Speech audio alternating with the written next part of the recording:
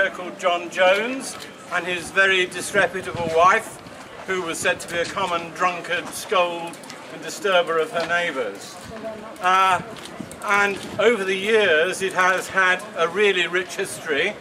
It's been associated with all kinds of great Herefordshire people like James Wathen, who did the first drawing that we have of it in 1798, and then later on with Alfred Watkins, famous now for the old straight track, but a much more important person than that, who helped set it up as a museum in 1928 and 1929. What we are hoping to do now is to open up another chapter in the house's long history by recreating some of the rooms upstairs as they might have appeared in about 1640, and you can try them out. The upstairs rooms, there are still lots of rooms which are full of antiques of a very high quality, but in the upstairs rooms you can try out 17th century clothes, you can even get into 17th century beds if you like. So they're upstairs.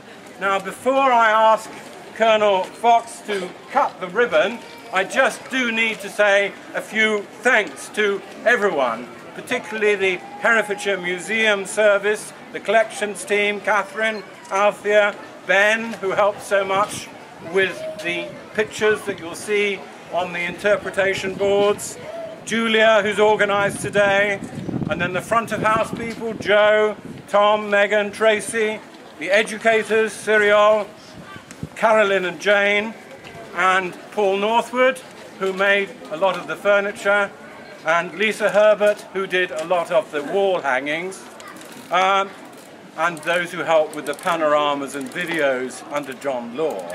And also the ladies of NADFAS under Sally Ziesfler, who did some wonderful embroideries, which you'll see upstairs in the old bedroom. Not forgetting Judy Stevenson, I wasn't forgetting you, who has steered the whole thing through, and never forgetting our friend Mick Lidgemer, who unfortunately died before he could see the project come to fruition. And we all loved him and we shall all miss him a lot, and I hope somewhere or other he's looking down and seeing his project realised at last. And now I will ask you please to cut the ribbon and welcome to the Black and White House Museum. I declare this house open. Well done. Thank you. Hooray! Hooray! Hooray! Right, keep your files, make even your ranks.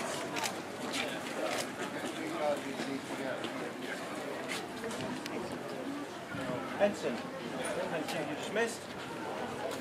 From Major, you may dismiss your division.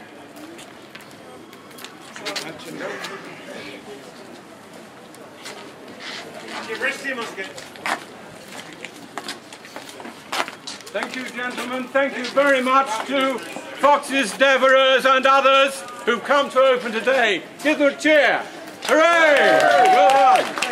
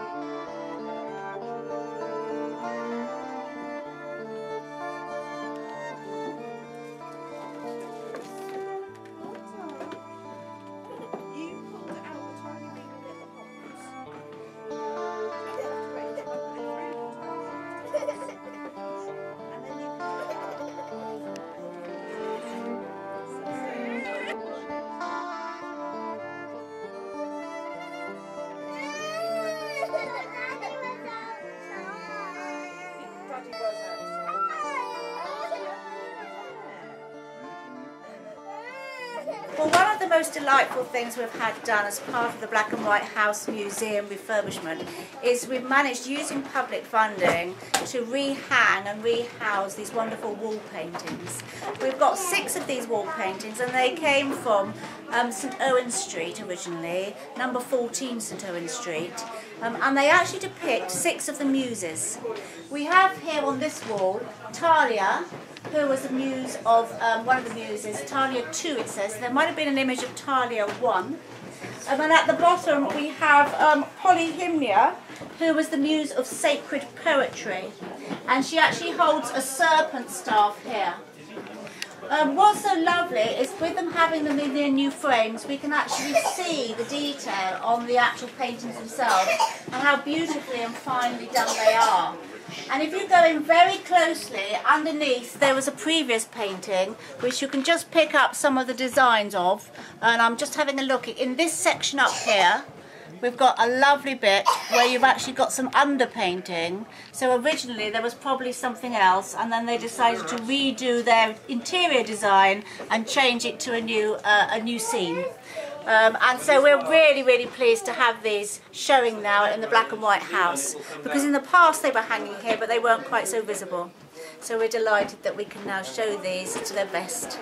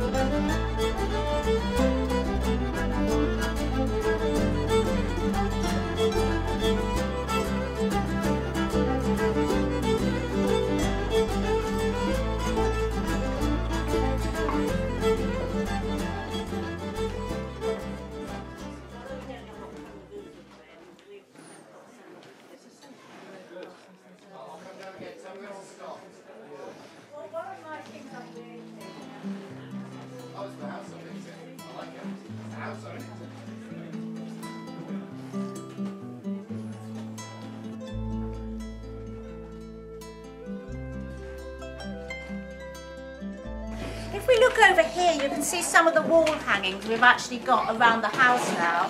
What we've brought here is colour into the building, as they would originally have. Now, on your walls in the 17th century, you could have paintings, as we've just seen, some of the wall paintings. You could have tapestries if you were very rich. You could have painted cloths if you couldn't afford tapestries. And if you just wanted plain colours, you could have these woolen wall hangings. They're actually made from worsted wool, exactly as they would have been used.